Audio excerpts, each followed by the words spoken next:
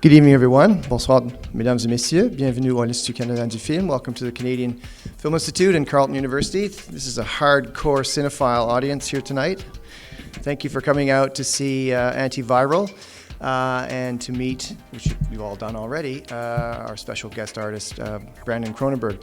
We, the CFI, this is our final show of our 2014-2015 season.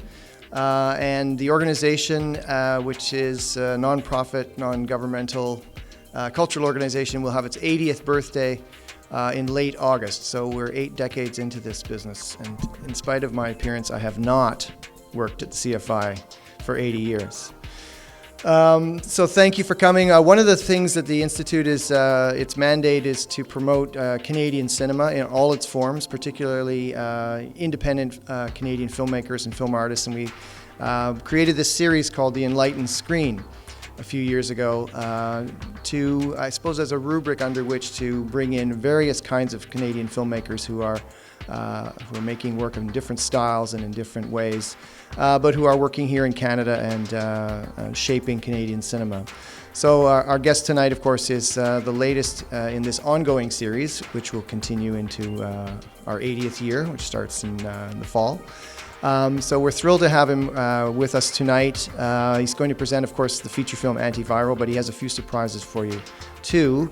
And our Enlightened Screen procedure is screenings followed by a Q&A. Fame, glamour, perfection. What if you could find it all at the tip of a needle? Here at the Lucas Clinic, we strive to bring you closer to celebrity than ever before. With samples drawn directly from the source, you can be connected in ways you never imagined. Tell us how you came up with the idea of this film, because I think it's a fascinating idea about celebrity culture and all that stuff. Where did it come from? I was in the first year of film school. I had this really horrible fever, and I was just in a fever state, and I was obsessing over the physicality of my illness and the fact that I had these things in my body that had been created in someone else's cells and then transmitted to my body and were now penetrating my cells, and just the fact that was something actually incredibly intimate in a weird way and maybe erotic, but at the very least that there was an extremely physical, intimate connection there. And so afterwards I was trying to think of a character who might see disease as something intimate, and I thought, a celebrity-obsessed fan, you could imagine someone, it was 10 years ago, thinking they wanted Angelina Jolie's Cold or something like that. There would be a way of physically connecting with the object of their obsession, and it sort of grew out of that. And the script process of getting it from that idea that you had when you were feverish to this, I mean, that takes a while, obviously. Was that an interesting process for you to, how interesting was it now that you labored over it and you made the film? And but when you first had the notion of narrativizing this idea, tell us a bit about how you started to write that down and get characters and what you drew from around you, I guess. Well, it took me 8 years to write it, but I went through film school, 4 years of film school, and I made short films in the meantime, so it was kind of in the background of all that. And I went about it, I think, the worst way that anyone can write a script. I just sort of sat down and started writing it, and then got to a dead end with it, and then put it aside, and then rewrote it. And I think I had 50 drastically different versions over the course of 8 years. And Arvid was a detective at one point, and there was this whole detective crime element, and it was just so it was a really long, meandering process that took a very long time. And I would never do it that way again. But I didn't know what I was doing, and I'd never written a feature script before, so I was just sort of, I guess, trying to figure it out as I went. I was never really crazy about film, I guess, growing up. I mean, I was sort of around it a little bit, but I was never really a cinephile. I was more into books, and I was kind of nerdy that way, I guess. And I kind of came to film because I was trying to do too many sort of disparate things. I was really into visual art, and I was into writing and music. And at a certain point, I kind of thought, okay, film is an interesting way to collect all of those things into one art form.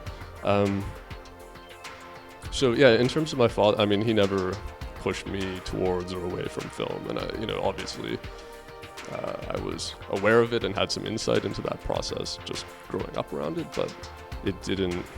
If anything, I think I was more resistant to get into film because it was what was expected of me, and I would meet people who were like, "Oh yeah, you're gonna get into film and follow your father's footsteps," and I, took great pleasure in being like, "No, I hate film. I would never." I had no interest. And then I sort of started to realize that was a stupid reason to not do something potentially really interesting, and then I gradually became pretty enamored with the art form, and that's how that went. Do you not agree that the mania surrounding celebrity is reaching an unhealthy level? No, I don't. My clients want to feel more connected to those people that they see in the magazines and on television. Enjoy. So far, I've had all her diseases. Must have been expensive. Is there any way you could spread it?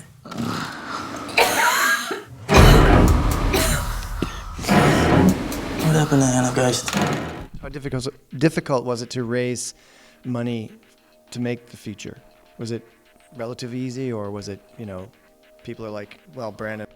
It was really easy, but because I got extremely lucky and not, I mean, most people think it came out of nepotism, but it was actually, my father wasn't really involved in producing this. It was a roundabout thing where I went to film school. I met a student there named Kevin Cricks, who went on to work at Rhombus, and he's a producer there now. And so I made a short film at the end of film school that was kind of, I guess, a proof of concept for Antiviral that was based on the feature script that I was writing. And it got into a couple of student film festivals, and he introduced me to Neve, who's the main producer there. And Neve happened to be doing a series of first-time feature films because he had some money that he could play with from Telefilm, because they sort of trust you if you're a successful producer. And he decided, instead of investing that money into another big film, he would do something very interesting, which was to support young filmmakers and make a series of debut films. So Hobo with a Shotgun, I don't know if any of you, probably, but that was the first one in the series, and then the second one was this film called The Boy Who Smells Like Fish, and then mine was the third one in that series. So, yeah. So we didn't have to scrounge for money in the normal way. He had a certain amount of money that he could play with. I'm not sure. No one mentioned stars really, which is because it's true. Toronto was hit, and people were wearing masks, and it was very interesting and horrible, but really interesting from that perspective. Yeah, no one made that connection, as far as I know. But the idea of disease as a metaphor was interesting to people, and the idea that by participating in this culture, we kind of make ourselves diseased, and at the same time taking, specifically herpes. We were very interested in herpes because it's very ornate in a way, and it's something that we have a very visceral revulsion to. So the idea that this culture of celebrity is so powerful that we can overcome this revulsion and begin to see something like herpes as a mark of pride, or as jewelry in a way, I think was interesting to people, or it was interesting to me anyways. And it works because it's such a universal thing, you know what I mean? It's not even like, okay, spiders, some people are phobic of spiders, but some people really like spiders, it's not, disease is something, not that we have a universal, because someone was talking about bug chasers and people who try to spread HIV deliberately and or get HIV deliberately. So there are obviously particular cultures that do have that stuff, subcultures that have, the fetishization of disease. It's not totally universal, but it's fairly universal. So the idea that it could flip in a broad way because something else has has sort of eclipsed our usual instinct towards disease. I think it made it a useful metaphor that way. I didn't have a clear first choice. We talked a lot about that role because it seemed like a good role in the film for a kind of cameo casting thing. It didn't require a lot of on-set days, so we could conceivably get somebody bigger than bigger than the baseline of fame for the film, and look at getting some sort of interesting well-known actors. And so that was appealing both from a creative perspective and from a business perspective.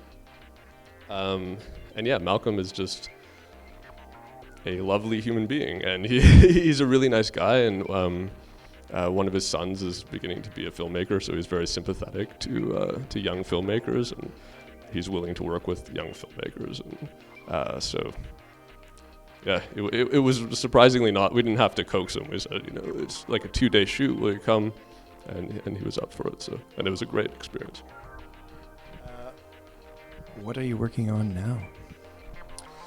I have 3 films that I'm working on that are all at various stages of development that I can't talk about in any sort of meaningful way because none of them have been announced yet, and you never know if they're going to fall through or whatever. So, but yeah, so I have a few things and hopefully I'll be able to talk more about them kind of towards the end of the year.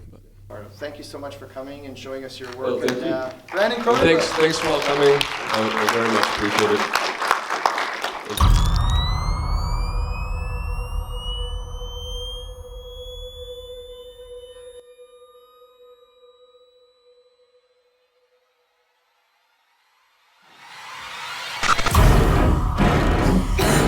I don't understand how this isn't considered cannibalism. I'm involved in something sinister.